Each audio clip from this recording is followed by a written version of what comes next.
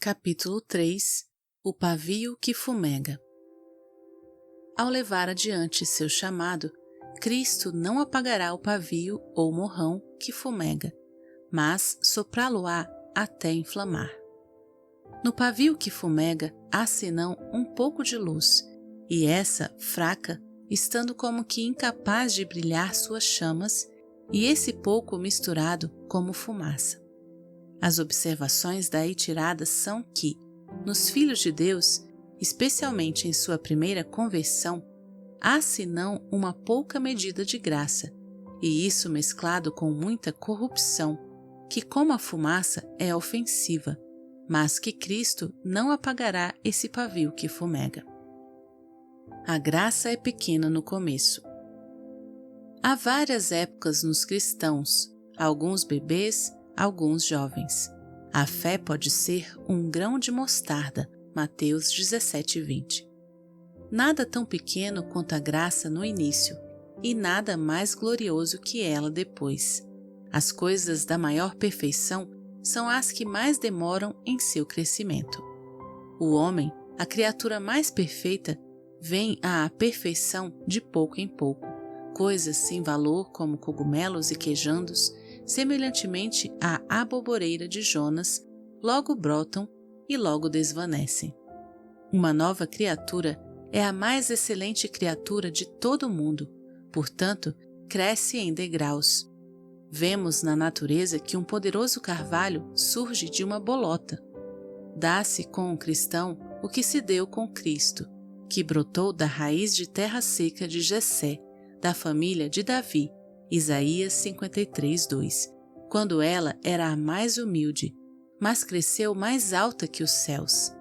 Não se dá com as árvores da justiça como com as do paraíso, que desde o início foram criadas todas perfeitas. As sementes de todas as criaturas na atraente forma atual do mundo estavam ocultas no caos, naquela confusa massa inicial, da qual Deus ordenou que todas as criaturas surgissem. Nas sementinhas das plantas estão escondidos tanto o tronco quanto os ramos, tanto a flor quanto o fruto. Em uns poucos princípios jazem ocultos todas as consoladoras conclusões da verdade santa. Todos esses gloriosos fogos de zelo e santidade nos santos tiveram seus começos de umas poucas faíscas. Não nos desencorajemos, portanto, nos pequenos inícios da graça, mas vejamos a nós mesmos como eleitos para ser santos e irrepreensíveis. Efésios 1:4. Consideremos nosso começo imperfeito somente para forçar a posterior luta à perfeição e nos manter numa baixa opinião de nós mesmos. De outro modo, em caso de desencorajamento, devemos nos considerar como Cristo faz, que nos reputa como aqueles que ele intenciona adequar a si mesmo. Cristo nos avalia pelo que seremos e por aquilo pelo qual somos eleitos. Ele chama uma plantinha árvore porque está ela crescendo para assim ser. Quem despreza o dia das coisas pequenas? Zacarias 4:10. Cristo não quer que desprezemos as coisas pequenas.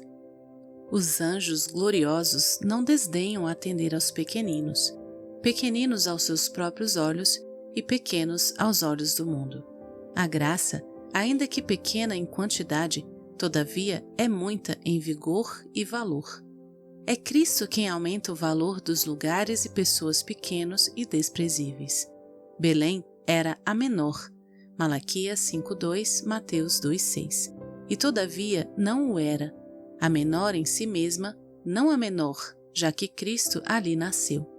Ao segundo templo, Ageu 2:9, faltava a magnificência externa do primeiro, todavia foi mais glorioso do que o anterior, porque Cristo lá adentrou. O Senhor do templo entrou no seu próprio templo. A pupila do olho é muito pequena, todavia vê, de uma só feita, uma grande parte do céu. Uma pérola, embora pequena, todavia é muito estimada. Nada no mundo é de tão bom uso quanto o menor grão da graça. a graça está misturada com corrupção. Porém, a graça não é somente pequena, mas misturada com corrupção. Por conseguinte, diz-se que o cristão é um pavio que fumega. Vemos assim que a graça não elimina a corrupção toda de uma vez, mas algo é deixado para que os crentes a combatam. As mais puras ações dos mais puros homens precisam de Cristo para perfumá-las, e tal é o seu ofício. Quando oramos, temos que orar outra vez para Cristo nos perdoar pelos defeitos de nossas orações. Considere alguns exemplos desse pavio que fumega. Moisés no Mar Vermelho, estando numa grande perplexidade e não sabendo o que dizer ou para que caminho se voltar, queixou-se a Deus. Não há dúvida de que foi isso um grande conflito para ele. Em grande angústia, não sabemos o que orar, mas o Espírito faz petições com gemidos inexprimíveis. Romanos 8, 26. Corações quebrantados não podem senão produzir orações quebrantadas. Quando Davi esteve diante do rei de Gate, 1 Samuel 21, 13, e se desfigurou de modo a ficar de uma maneira desagradável, naquela fumaça havia algum fogo também. Tu podes ver que salmo excelente ele compõe sobre aquela ocasião, o 34, no qual, baseado na experiência, ele diz: perto está o Senhor dos que têm o coração quebrantado. Salmo 34, 18. Eu dizia na minha pressa: estou cortado de diante dos seus olhos. Há fumaça. Não obstante, tu ouviste a voz das minhas súplicas. Salmo 31, 22. Há fogo. Senhor, salva-nos que perecemos. Mateus 8, 25. Gritam os discípulos.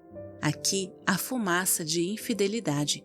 Todavia, tanta luz da fé que os incitou a orar a Cristo. Eu creio, Senhor. Há luz. Ajuda a minha incredulidade. Há fumaça. Marcos 9, 24. Jonas clama: lançado estou de diante dos teus olhos. Há fumaça. Todavia tornarei a ver o templo da tua santidade.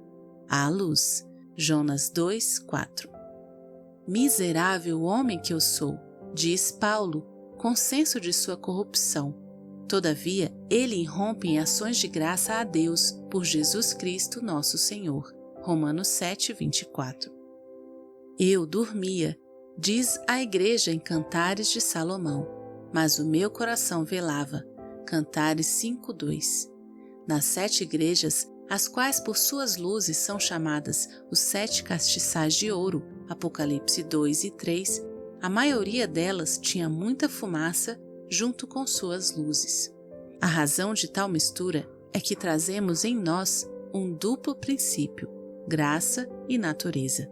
A finalidade disso, em especial, é nos preservar daquelas duas perigosas rochas contra as quais as nossas naturezas têm propensão a se chocar, a segurança e o orgulho, e a nos forçar a pôr nosso descanso sobre a justificação, não somente sobre a santificação, a qual tem, além da imperfeição, algumas manchas.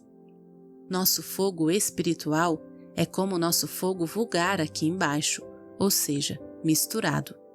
Em cima, o fogo fica puríssimo em seu próprio elemento. Assim serão todas as nossas graças quando estivermos onde vamos estar, no céu, que é o seu próprio elemento. De tal mistura surge o fato de que os do povo de Deus têm julgamentos tão diferentes de si próprios, olhando por vezes a obra da graça, por outras o resto de corrupção, e quando eles consideram isso, pensam então que não têm graça alguma. Embora amem Cristo em suas ordenanças e seus filhos, todavia não ousam pretender familiaridade tão próxima quanto a dele. Exatamente como uma vela no pedestal, algumas vezes mostra sua luz, e algumas vezes a luz mostrada se perde.